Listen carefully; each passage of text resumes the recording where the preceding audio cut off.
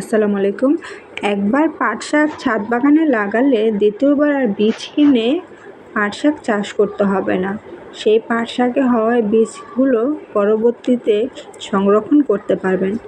যে ফুলগুলো আমি দেখাচ্ছি, এই ফুলগুলো থেকেই কিন্তু পাট শাকের বীজ হয়ে থাকে।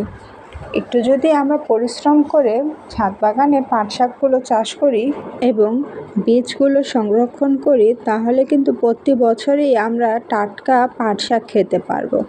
পাট শাক চাষ করতে মাটিটাকে খুব ভালোভাবে প্রস্তুত করে নেবেন, এমন স্থানে রাখবেন যেখানে খুব ভালো রোদ আসে, তাহলেই কিন্তু খুব ভালো মানের পাট শাক হবে। এখন বছর শেষ, শীত পড়ে গিয়েছে, তাই কিন্তু পাতাগুলো পোকা খেয়ে নিচ্ছে। এই পোকা দূর করতে চুলার ছাই ছিটিয়ে দিলেই কিন্তু পোকাগুলো দূর হয়ে যাবে।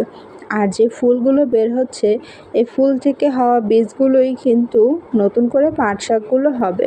যখন ফুলগুলো সবুজ থাকবে, সবুজ থেকে যখন গাঢ় কফি কালার হয়ে যাবে, অর্থাৎ এই ফুলটা একদম বাড়তি হয়ে গেছে। এই ফুলের ভিতরে যে বীজগুলো আছে, এই বীজগুলো আপনারা চাইলে সংরক্ষণ করে রাখতে পারেন, অথবা পানিতে ভিজিয়ে রেখে পরের দিন সকালে আবার নতুন করে ছিটিয়ে দেবেন। এতে করে আবার কিন্তু গ্রীষ্মকাল শুরু হতে হতেই অনেক অনেক পাট শাক আপনারা খেতে পারবেন।